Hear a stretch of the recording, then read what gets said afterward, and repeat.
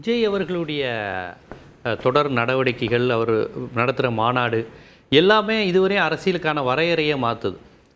மாநாடுங்கிறது பொதுவாக ஒரு அரசியல் கட்சியினுடைய மாநாடுங்கிறது 3 நாள் 4 நாள் நடக்கக்கூடியது. மகளிர் அணி தனியாக பேசுகிறது, தலைவர்கள் பலர் பேசுகிறது இந்த டைமில். ஆனால் இங்கே வந்து 20 நிமிடத்துக்கு மேலே மாநாடுகள் இல்லை, 20 நிமிட பேச்சு. அப்படி ஒரு பேட்டர்னை அவர் கொண்டு வர்றாரு. சுற்றுப்பயணம் அப்படிங்கிறது, அரசியல் சுற்றுப்பயணங்கிறது மக்களை சென்று தலைவர்கள் பார்ப்பது. இங்கே வந்து தலைவரை பார்க்க மக்கள் ஓடி வராங்க. ஸோ இது இன்னும் ஒரு தேட்டர் ஆடியன்ஸுங்கிற ஒரு கான்செப்டுக்குள்ளே இருக்கிறது தான் நம்ம பார்க்குறோம். அவங்க இன்னும் பொலிட்டிக்கலாக ஆகலை. அவங்க அங்கே வந்த கூட்டம்ங்கிறது, இப்போ இந்த கூட்டம்ங்கிறது ஏன் பேசப்படுதுன்னா, இதே மாதிரி கூட்டம் உங்களுக்கு மதிமுக தொடங்கினப்பையும் நடந்தது. இதே திருச்சியில் எம்ஜிஆர் கட்சி தொடங்கினப்பையும் இதே கூட்டம் வந்தது. அதனால் விஜயகாந்த் தோப்பூரில் திருமங்கலத்தில் தொடங்கும்போது இதோட பயங்கரமான கூட்டம் இருந்தது.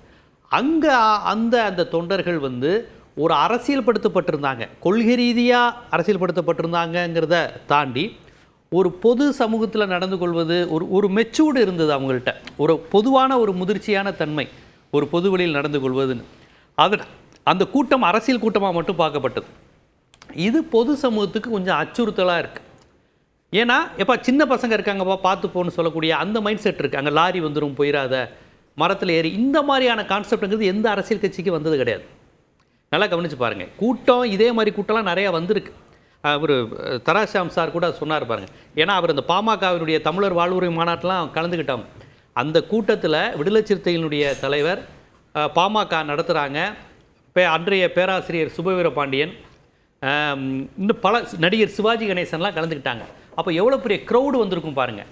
மதுரையில் நடிகர் சங்க நடிகர்களாக, எனக்கு சின்ன பிள்ளைகள் 95 96 ரொம்ப சின்ன பிள்ளையில் ரஜினி, கமல், கார்த்திக், பிரபுவெல்லாம் அங்கே கூட்டம், தமுக மைதானத்தில் ஒரு கூட்டம் வந்துச்சு. முழுக்க சினிமா நடிகர்களுக்கு கூட்டம். அது அப்போ கூட இந்த அளவுக்கு யாரும் அச்சுறுத்தப்பட்டதில்லை. இத்தனைக்கும் மதுரையில் சினிமா வந்து ரொம்ப ஒரு மோகமான பகுதி அது. ஆனால் விஜயோட இந்த இதுக்கு அவங்க பதறுவதற்கு காரணம், ஒரு ஜென்சி கிட்ஸ் மனநிலையில் இருக்கிறாங்க, ஒரு பொலிட்டிசைஸோ ஒரு சீரியஸ்னஸோ கிடையாது, நான் விஜயை பார்க்கணுங்கிற மைண்ட் செட்டில் வர்றதுனால தான் அரசு பயப்படுது, காவல்துறை பயப்படுது, பொதுவான மக்கள் பயப்படுறாங்க, ஊடகங்கள் பதறாங்க. இன்றைக்கி பிரபலமான ஒரு இங்கிலீஷ் மீடியானுடைய கேமராமேன், ஊடகங்கள் இருக்க எல்லாருக்கும் அவரை நம்ம தெரியும், அந்த கேமராமேன் மயங்கி விழுந்திருக்கிறார். தண்ணின்னு கேட்குறாரு. தண்ணி கிடைக்கல, அரை மணி நேரம் கழிச்சு கிடச்சோன்னா ரசிகர்களுக்கு கேட்குறாங்க, சார் எங்களுக்கும் தண்ணி தாங்க சார்.